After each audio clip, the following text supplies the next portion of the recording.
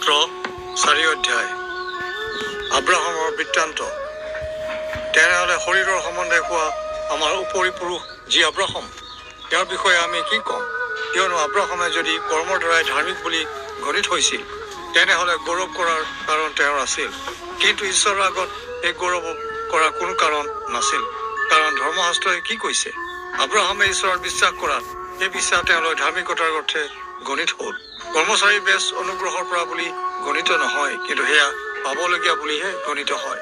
কিন্তু যিজন কৰ্মকাৰী নহয়, কিন্তু অধাৰ্মিকসকল ধাৰ্মিক বুলি গণিত কৰাজনক বিশ্বাস কৰে, তেওঁৰ সেই বিশ্বাস ধাৰ্মিকতাৰ অৰ্থে প্ৰমাণিত হয়। এইদৰে দায়ুদেও কৈছিল, সেই ব্যক্তি ধন্য যি ব্যক্তিৰ ধাৰ্মিকতা ঈশ্বৰে গণনা কৰে, কিন্তু তেওঁৰ কৰ্মৰ দ্বাৰা নহয়। এই বিষয়ে কোৱা আছে বোলে, যিসকলৰ অধৰ্ম ক্ষমা কৰা হ'ল আৰু যিসকলৰ পাপ ঢকা হ'ল, তেওঁলোক ধন্য। যি মানুহৰ অৰ্থে প্ৰভুৱে পাপ গণনা নকৰিব, তেওঁ ধন্য। তেনেহলে এই ধন্যবাদ কেৱল সুন্নত হোৱা সকললৈ নে কেৱল অসুন্নত সকললৈ হয়? কিয়নো আমি কওঁ, আব্ৰাহামৰ বিশ্বাস ধাৰ্মিকতাৰ অৰ্থে গণিত হ'ল। তেনেহলে কি ধৰণে গণিত হ'ল? তেওঁ সুন্নত হোৱা অৱস্থাত নে সুন্নত নোহোৱা অৱস্থাত? সুন্নত হোৱা অৱস্থাত নহয়, কিন্তু সুন্নত নোহোৱা অৱস্থাতহে গণিত হ'ল। সুন্নত নোহোৱা অৱস্থাত আব্ৰাহামৰ বিশ্বাসৰ দ্বাৰাই যি ধাৰ্মিকতা আছিল, তাৰ চাপ স্বৰূপে তেওঁ সেই সুন্নত ৰূপ চিন পাইছিল, যাতে সুন্নত নোহোৱা অৱস্থাত বিশ্বাস কৰা সকলোৰে তেওঁ পিতৃ হয়, আৰু ধাৰ্মিকতা যেন তেওঁলৈ গণিত হয়, আৰু যাতে তেওঁ কেৱল সুন্নত হোৱা সকলৰ পিতৃ নহয়, কিন্তু আমাৰ পিতৃ আব্ৰাহামৰ অসুন্নত অৱস্থাত যি বিশ্বাস আছিল, সেই লোকসকলেও যদি আব্ৰাহামৰ বিশ্বাসৰ পথত চলে, তেনেহলে তেওঁলোকো আব্ৰাহামৰ সন্তান।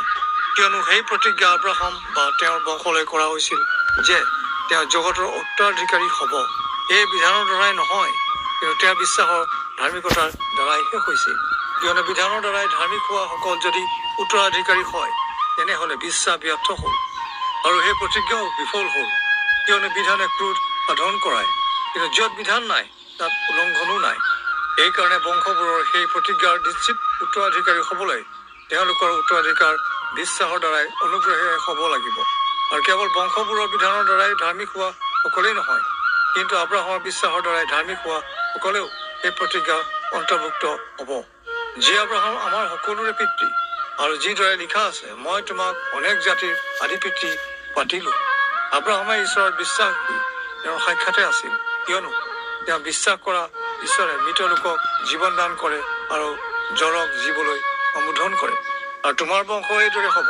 এই বাক্য অনুসাৰে অনেক জাতিৰ পিতৃ হ'বলৈ আশা নোহোৱাটো তেওঁ ঈশ্বৰত আশা ৰাখি বিশ্বাস কৰিলে, আৰু বিশ্বাসত দুৰ্বল নহয়, নিজৰ প্ৰায় 100 বছৰ বয়সৰ শৰীৰক চাৰাৰ গৰ্ভক মৰাৰ নিচিনা অৱস্থাৰূপে মন কৰিছিল, যদিও ঈশ্বৰৰ প্ৰতিজ্ঞাত সংশয় কৰি অবিশ্বাস কৰা নাছিল।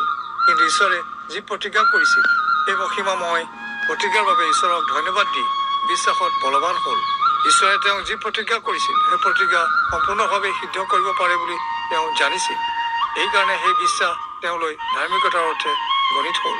তেওঁলৈ গণিত হ'ল বুলি যে কেৱল তেওঁৰ উপকাৰৰ বিষয়ে লিখা হ'ল, এনে নহয়, কিন্তু আমাৰ বাবেও লিখা হ'ল। আৰু আমাৰ প্ৰভু যীশু মৃত লোকৰ মাজৰ পৰা তোলাজনক বিশ্বাস কৰা যি আমি, আমালৈকো গণিত হ'ব।